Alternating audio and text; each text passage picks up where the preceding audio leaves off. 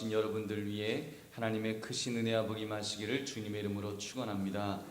오늘 여러분과 함께 나눌 말씀은 나의 오병이어를 사용하시는 예수님, 나의 오병이어를 사용하시는 예수님이라는 제목입니다.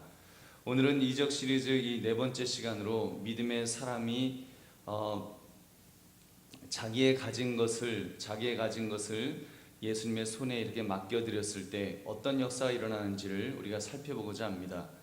여러분, 저는 요즘 시대를 가리켜서 포기의 시대라는 말을 하고 싶습니다. 제가 자랐던 1970년대, 80년대는 그때는 도전의 시기였던 것 같습니다. 정말 이제 아무것도 없는 상태에서 무엇인가를 도전했고, 도전하면 또 무언가 이룩할 수 있는 그런 가능성들이 좀 있었던 것 같습니다. 그때는 심지어 정주영 씨 같은 사람, 그런 사람은 아무 기술이 없는 상태에서 망치와 드라이버를 가지고 자동차를 만들겠다, 일을 악물고 만드니까 또 자동차가 뚝딱하게 이렇게 또 만들어졌던 그런 시대였습니다. 그때 만들어진 자동차가 지금도 뭐 현대차, 기아차, 거기에 뭐 쌍용차, 지금은 사라졌지만 대우자동차까지 그런 굴지의 회사들이 그렇게 세워졌습니다. 그때는 결혼도 정말 우습게 했었던 것 같습니다. 아무것도 가진 것 없어도, 뭐 세상 말로 쥐뿔 아무것도 없어도 내 얼라를 놔줘, 딱 그 남자가 좀 박력 있게 말하면 네 하고 여자들이 이렇게 결혼을 했어요. 그래서 그때는 결혼식 못 올리고 물 한 그릇 떠놓고도, 정한수 한 그릇 떠놓고도 결혼식이라고 하고, 그렇게 또 단칸방에 살아도 꿈을 가지고 살았던, 그 꿈이 있고 소망이 있었던 그런 시절이 있었습니다.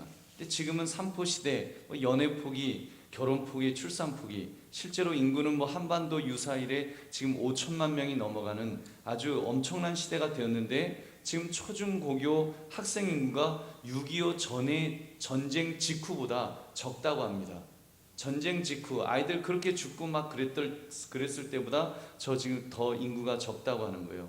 출산을 포기하는 이런 사회 현상을 우리는 직접 이렇게 목격하고 있습니다. 이거 뭐 못하겠다는 거예요. 연애도 못하겠고, 취업도 못하겠고, 성공도 못하겠고, 그저 안정적으로 밥이나 먹고 살면 좋겠다, 이런 마음으로 살아가고 있지는 않는지요. 여러분, 믿음의 사람도 그래야 할까요? 여러분, 그렇지 않습니다. 우리는 예수 그리스도가 계시기 때문에 주님을 의식하고 주님을 의지하면 플러스 알파의 은혜가 있는 줄로 믿습니다. 여러분, 그것을 오늘 말씀 오병이어를 사용하시는 예수님을 통해 그 주님을 확인하시고 의지하시고 만나고 돌아가시기를 다시 한번 주의 이름으로 축원합니다. 여러분, 본문은 예수님께서 사람들을 모아놓고 가르침을 주실 때의 장면입니다. 많은 사람들이 예수님의 가르침에 시간 가는 줄을 몰랐습니다. 그러다 보니까 저녁 때가 된 것입니다. 모두 배가 고팠겠지요. 빈들이었으니 뭐 어디 식당이 있는 것도 아니고 짜장면 시켜서 배달시킬 수 있는 그런 상황이 아니었습니다. 그때 제자들이 예수님께 이야기를 합니다. 35절 36절을 보니까 때가 저물어가매 제자들이 예수께 나와 여짜오되 이곳은 빈들이요 날도 저물어가니 무리를 보내어 두루 촌과 마을로 가서 무엇을 사 먹게 하옵소서. 지금 날이 저물어가니까 사람들을 마을로 돌려보내자는 것이었습니다. 어디서든 먹을 것 해결하고 다시 모이더라도 모이자, 지금 그런 이야기를 하는 것입니다. 왜 그랬을까요? 방법이 없었으니까요. 방법이 없죠. 지금처럼 음식을 뭐 캐터링 할 수 있는 것도 아니고, 짜장면 시키신 분, 뭐 피자 시키신 분, 뭐 그럴 수 있는 것도 아니잖아요. 여러분, 적어도 남자만 5천 명이면 거의 아이들까지 하면 10,000명은 됐을 텐데, 여러분, 10,000명, 지금도 10,000명의 사람이 만약에 있는데 저녁 준비 안 됐다 그러면 방법이 없는 거예요. 돈이 있어도 이건 뭐 10,000명을 어떻게 그 많은 사람들을 먹일 수가 있었겠습니까? 돈도 없고 돈이 설령 준비되어 있다고 하더라도 안 되는 상황이니까 안 되는 것은 안 되는 거죠. 근데 여러분, 예수님은 지금 기가 막힌 말씀하셨습니다. 37절 전반부를 보시면 대답하여 이르시되 너희가 먹을 것을 주라. 너희가 먹을 것 줘라. 그렇게 말씀하는 거예요. 보내지 말고 너희가 먹을 것 줘. 여러분, 제자들이 펄쩍 뛰었을 것입니다. 37절 후반부를 보시면 여짜오되 우리가 가서 200데나리온의 떡을 사다 먹이리까. 200데나리온, 여러분, 200데나리온이 뭐 한 사람 품삯 10만 원이라고 잡으면 200데나리온은 얼마예요? 10만 원, 100만 원, 2천만 원어치. 2천만 원어치 어디 가서 떡을 갖다가 지금도 2천만 원어치 떡 주세요 그러면 어디서 떡을 그렇게 쉽게 지금 저녁이 되어서 저녁 끼니를 준비해야 되는데 어떻게 사오겠어요? 안 된다는 거예요. 현실적으로 불가능하다는 것이었습니다. 제자들은 이 불가능한 상황을 이성적으로 판단하고는 자기들이 현재 가지고 있는 것 정도는 그 정도 가지고는 이건 생각할 수 없다. 지금 그렇게 말하는 것입니다. 그런데 예수님이 여쭈시니 하는 수 없이 이제 대답을 합니다. 그 38절에 보면 너에게 떡 몇 개가 있는지 한번 가서 보라 하시니 알아보고 이르되 떡 5개와 물고기 2마리가 있더이다 하거늘. 어린아이가 가져다 놓은 떡 5개와 물고기 2마리가 있었습니다. 이건 뭐 사실 떡 5개 물고기 2마리 있다는 건 예수님 이거 있으니까 이거 좀 이걸로 어떻게 안 될까요? 그런 게 아니지요. 보세요, 예수님 이것밖에 없어요. 사실 어떻게 보면 그런 이야기입니다. 여러분, 아이가 무슨 지금 저렇게 사람들이 많이 먹을 것이 필요하니 내가 이것을 드리면 예수님은 기적을 베푸실 거야, 그리고 드리지는 않았을 것입니다. 그냥 드린 거예요. 여러분, 정말 별 볼 일 없는 것, 아무것도 아닌 거지만 여러분, 그것이 주님의 손에 붙들림 받을 때 여러분 어떤 일이 벌어지는지 우리는 잘 알 수 있습니다. 여러분, 아무튼 예수님 파악해봐라 명령하셨고, 그래서 지금 예수님의 말씀은 우리의 어떤 자원, 능력, 돈, 시간, 그것의 부족분이 얼마인지 그거 계산해봐라. 지금 예수님 그런 말씀하신 것이 아니라는 것입니다. 사람들은 계산을 해요. 계산해보고 안 될 것 같으면 포기하는 것입니다. 200데나리온의 떡 계산해본 거예요. 200데나리온 떡이면은 이 사람들 한 10,000명 되는 사람들 먹일 수 있겠다. 먹일 수는 있죠. 계산해보니까 안 된다는 거예요. 이건 안 되는 것입니다. 여러분, 사실 이런 면이 우리 예수 믿는 사람들에게도 사실 필요합니다. 예수님도 그런 말씀도 하셨어요. 망대를 세울 때는 계산해 보라고 하셨습니다. 누가복음 14장 28절부터 30절을 보시면 너희 중에 누가 망대를 세우고자 할진대 자기의 가진 것이 준공하기까지에 족할는지 먼저 앉아 그 비용을 계산하지 아니하겠느냐. 그렇게 아니하여 그 기초만 쌓고 능히 이루지 못하면 보는 자가 다 비웃어 이르되 이 사람이 공산을 시작하고 능히 이루지 못하였다 하리라. 예수님 그런 말씀도 하셨습니다. 계산할 거는 계산해보라는 거예요. 그래서 자기가 할 수 있는지 할 수 없는지도 알아보라는 것입니다. 그런데 여러분, 지금 오늘 이 예수님의 말씀은 그런 계산에 앞서서 더 중요한 것이 있다는 것을 말씀하신 것입니다. 그것은 주님의 손에 들려졌을 때는 어떤 일이 일어날 것인가를 기대하는 것입니다. 예수님의 지적은 자신이 가진 것을 대하는 우리의 태도가 중요함을 지금 역설하신 것입니다. 자, 그렇게 해서 물고기 2마리와 보리떡 5개가 예수님 앞에 놓여졌습니다. 어떤 아이가 가져다 바친 것을 가져온 것입니다. 여러분, 결과가 어떻게 되었습니까? 제자들이요, 그것을 이제 예수님께서 지금 축사하시고 떡을 떼어서 나눠주는데 지금 5,000명이 먹고도, 남자만 5,000명이 먹고도 지금 12강조리가 남았다라고 성경은 분명하게 말씀합니다. 여러분, 이것이 우리 41절부터 44절까지 우리 한번 같이 읽어보겠습니다. 시작. 예수께서 떡 5개와 물고기 2마리를 가지사 하늘을 우러러 축사하시고 떡을 떼어 제자들에게 주어 사람들에게 나누어 주게 하시고 또 물고기 2마리도 모든 사람에게 나누심에 다 배불리 먹고 남은 떡 조각과 물고기를 12바구니에 차게 거두었으며 떡을 먹을 남자는 5,000명이었더라. 아멘. 여러분, 성경이 지금 얼마나 정확하게 사람들이 그렇게 먹고서 배가 불렀는지를 그 결과물을 지금 보여주고 있습니다. 만약에 그냥 1만 명이 먹었다 배부르게 먹었다 이렇게 하면 사실 그럴 수도 있어요. 철든 사람들이 먹는 신용만 할 수도 있어요. 보리떡 5개 물고기 2마리를 가지고 떡을 이렇게 쫙 나눠주니까 먹는 척하고 배불러, 그리고 다음 사람한테 넘기니까 다음 사람이 받아갖고 배불러, 그럴 수도 있잖아요. 그래서 모두 다 배불리 먹었다, 먹은 척했다, 사실 그럴 수도 있는 거예요. 근데 여러분, 성경은 아주 구체적인 증거물을 보여주고 있습니다. 남은 떡 조각과 물고기를 모으니까 12바구니에 가득 찼다.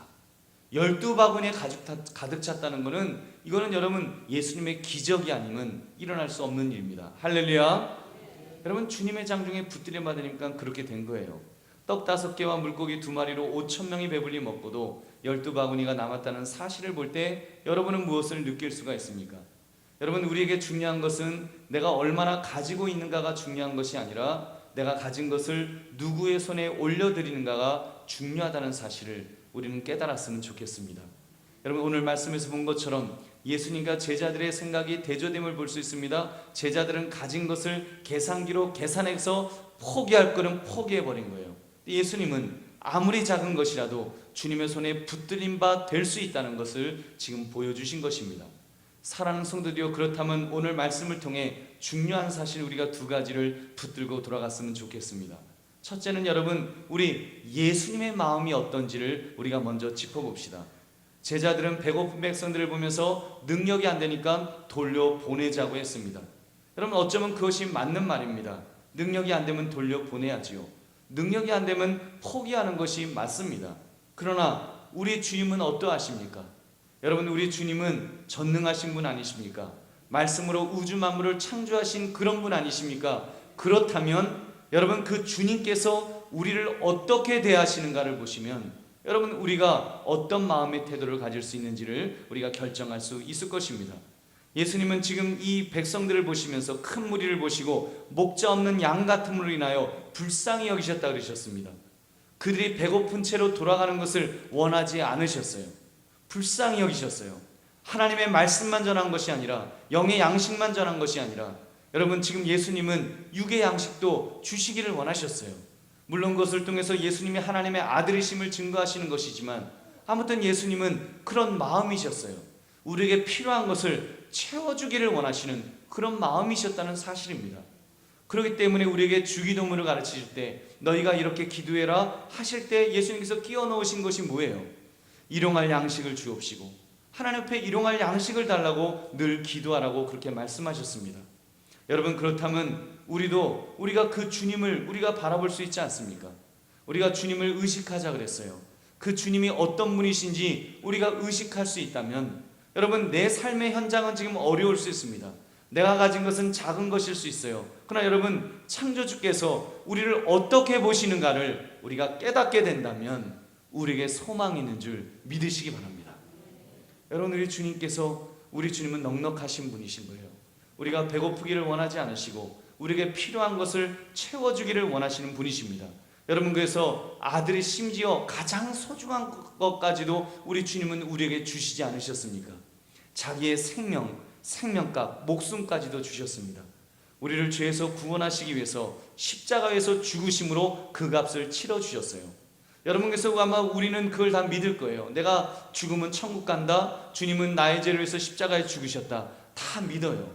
그거는 믿으면서, 나의 구원은 믿으면서, 여러분, 내 삶의 현장에서 정말 필요한 것이 있을 때, 주님을 의지해야 될 때 우리가 주님을 의지하지 못한다면 여러분, 어쩌면 그거는 반쪽짜리 믿음밖에 되지 않을 것입니다.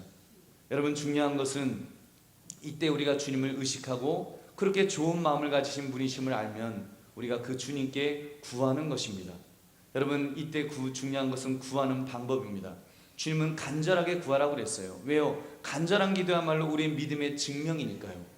여러분, 우리가 그냥 구하라고 하니까 뭐 대충 구한다? 여러분, 대충 구하면요, 구하면서도 딴 생각하는 거예요.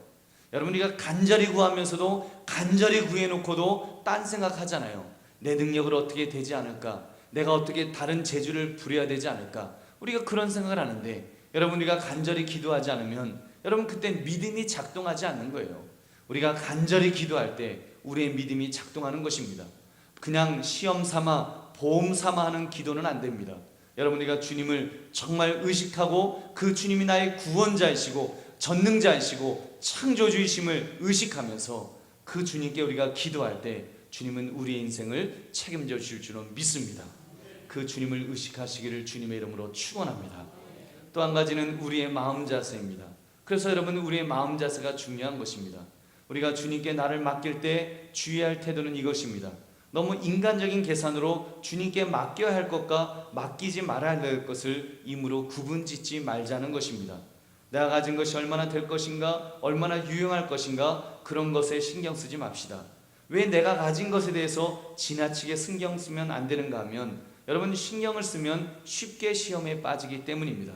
두 가지 시험이 있어요. 여러분, 그 내가 가진 것이 여러분 적다고 생각하면, 너무 적다고 생각하면, 너무 형편없다고 생각하면 지레 포기해버리는 것입니다. 여러분, 정말 물고기 2마리, 보리떡 5개, 이거 갖고 5,000명을 어떻게 먹여? 그러면 제자들이 보이고 싶지도 않은 거예요. 그래서 제자들이 포기한 겁니다. 이건 뭐 있으나 마나한 거니까. 아이가 갖고 왔지만 이거는 뭐 예수님도 배부르게 드실 수 없는 건데 이까짓 거 이게 뭐가 소용이 있어? 그래서 아예 접어둔 거예요. 여러분, 그러나 여러분, 우리가 그거는 제자들의 계산이죠. 인간적인 계산이죠. 자기가 계산한 거예요. 하나님의 계산법이 아니라 자기 인간의 계산법으로 해서 너무 적다고 생각하니까 포기해버리는 이런 어리석은 모습은 없는지요? 반대도 있어요. 계산했더니 꽤 되는 거예요. 굉장히 많은 거예요. 야, 이거면 될 것 같다. 그러면 여러분, 하나님 의지하지 않습니다. 그러면 이제 자기를 의지하게 되는 거예요. 내 힘을 의지하게 되는 거예요. 내가 한번 해보면 되겠다. 이건 뭐 하나님 앞에 할 것도 없어. 이건 내 힘으로 돼. 여러분, 그런 교만한 마음 가지게 되면 여러분 실패하게 되는 것입니다. 여러분, 그러면서 우리는 무조건 나를 맡겨야 됩니다.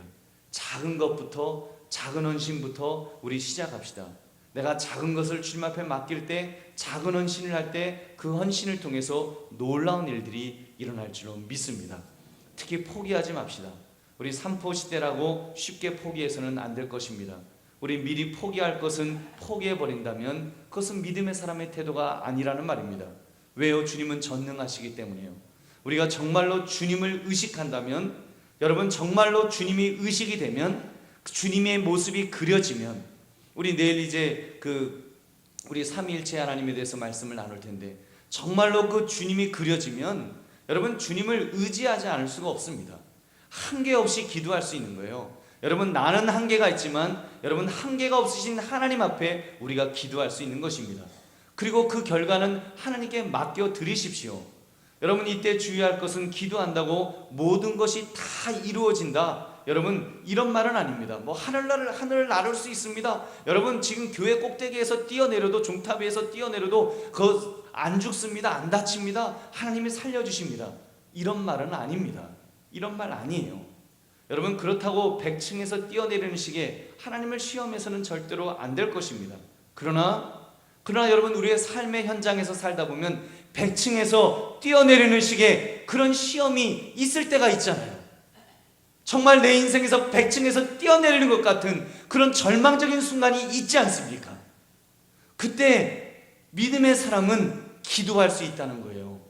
믿음의 사람은 그때 기도할 수 있다는 거예요. 믿지 않는 사람들은 의지할 하나님이 없기 때문에 포기하는 겁니다. 자포자기하는 겁니다. 자기를 망가뜨리는 거예요. 심지어 자기 스스로 목숨을 끊기도 하고, 아니면 세상적인 방법으로, 죄악의 방법으로 빠져들기도 하고 포기해버리는 거예요. 여러분, 믿음의 사람은 그때 하나님을 의지할 수 있는 거예요. 100층이라고 할지라도 내가 하나님 내가 100층에서 뛰어내려야 될까요? 하나님 앞에 간구할 수 있습니다. 기도할 수 있는 거예요. 하나님이 뛰어내리라 그러면 뛰어내리면 될 줄로 믿습니다. 여러분, 하나님이 뛰어내리라고 하면 뛰어내리면 되는 거예요. 물론 하나님이 뭐 뛰어내리라고 하시겠습니까? 여러분, 잘못 들으면 안 돼요. 그런다고 또 이거 뭐 하나님이 그거 100층에 올라가갖고 하나님 뛰어내릴까요? 그러면 잘못 들을 수 있어요. 사단이 잘못된 말을 합니다. 뛰어내려라, 또 그래요. 그래서 실제로 그렇게 뛰어내리라는 소리를 듣는 사람들이 있어요. 자살하는 분들이 그런 소리를 듣습니다. 하나님은 결코 우리를 망치는 하나님이 아니십니다. 하나님은 저주의 하나님이 아니세요. 우리를 살려주시는 하나님이십니다.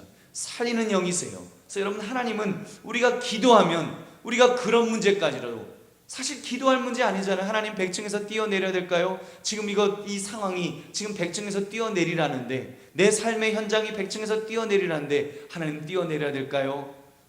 여쭈어 보는 거, 이건 여쭈어 볼 문제가 아니잖아요. 근데 여쭈어 볼 수 있습니다. 여쭈어 보면 하나님께서 가장 좋은 답을 줄 줄 믿으시기 바랍니다. 그것이 믿음의 사람의 모습입니다. 여러분, 그런 면에서 우리가 판단할 문제가 아니라는 말씀을 드리는 것입니다. 아까도 말씀드린 것처럼 내가 얼마나 가지고 있느냐가 중요한 것이 아니라 내가 가진 것에 대해서 어떤 태도를 가지고 있느냐가 중요합니다. 내가 이 가진 것 무조건 주님께 맡겨드리는 훈련을 하자는 것입니다. 내게 있는 것을 주님 앞에 맡겨드리는 훈련, 내게 맡겨주신 것을 하나님 앞에, 하나님, 내게 이건 맡겨주셨죠. 저에게는 다섯 개밖에 없습니다. 제게는 3개밖에 없습니다. 하나님, 이것을 주의 장중에 붙들림 받기를 원합니다.